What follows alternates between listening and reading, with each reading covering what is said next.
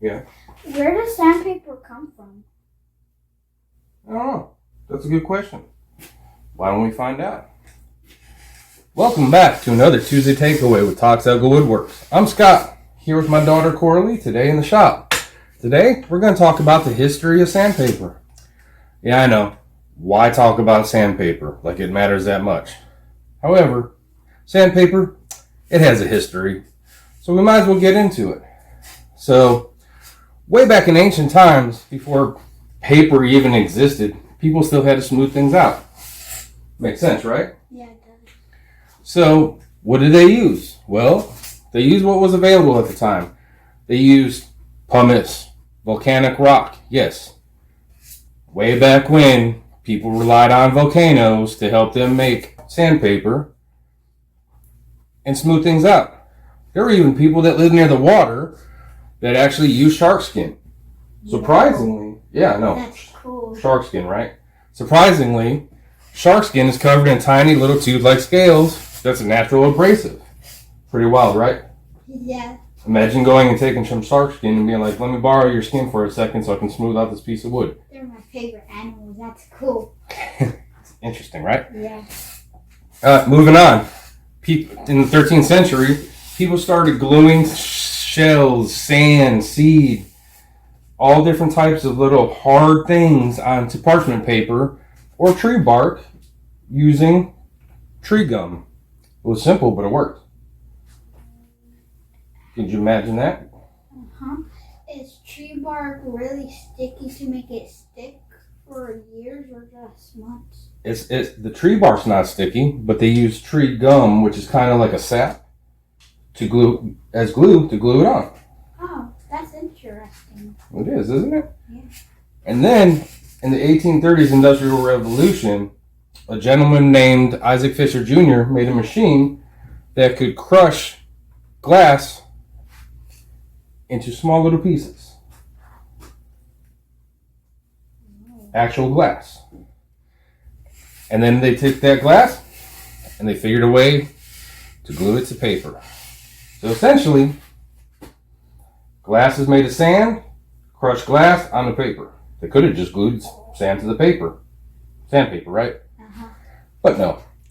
Then we jump forward to 1921, which the 3M company, same company we know today, that makes the same type of sandpaper, actually created the waterproof sandpaper.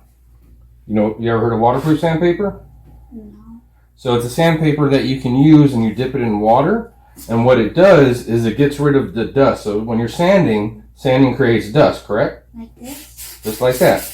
Now, the waterproof one, when you're sanding, it gets rid of the dust and the toxic fumes and things like that come with it that were primarily used in the automotive industry.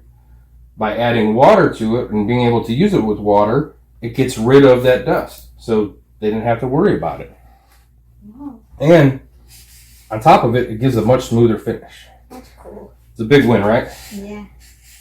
All right. Now today, and this is the funny thing, sandpaper is very misleading. It doesn't actually use sandpaper or sand. That's weird because it feels like there's little pieces of sand on the paper. It feels like sand, but it's not actual sand.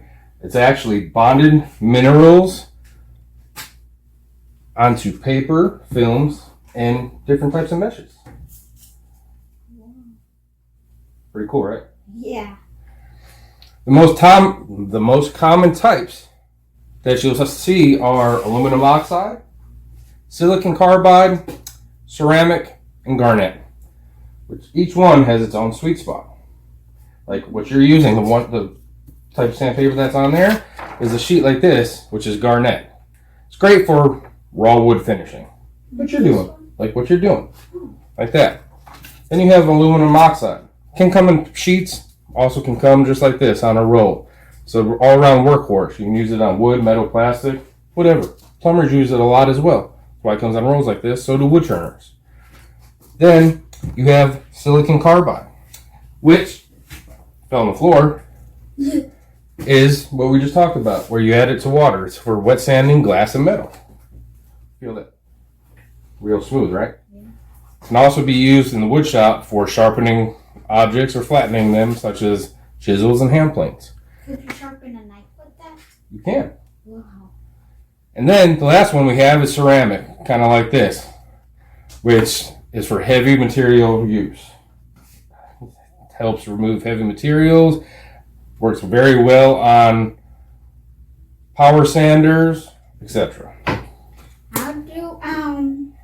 How do plumbers use this? So what they do is they take this and they rip off a piece, and then they use it for the copper pipe to clean it up, or they used to, and they use copper, and it cleans the end of the copper up. Then they can take it and solder it together. That's cool. Is it cool? All right. I love learning about sandpaper. So you learned a lot about sandpaper today, huh? Yeah. So interesting how they used to use it back then and how there's no sand in it. It is. So now that you know the nitty of each gritty, follow along for more Tuesday takeaways, and I'll catch you next time.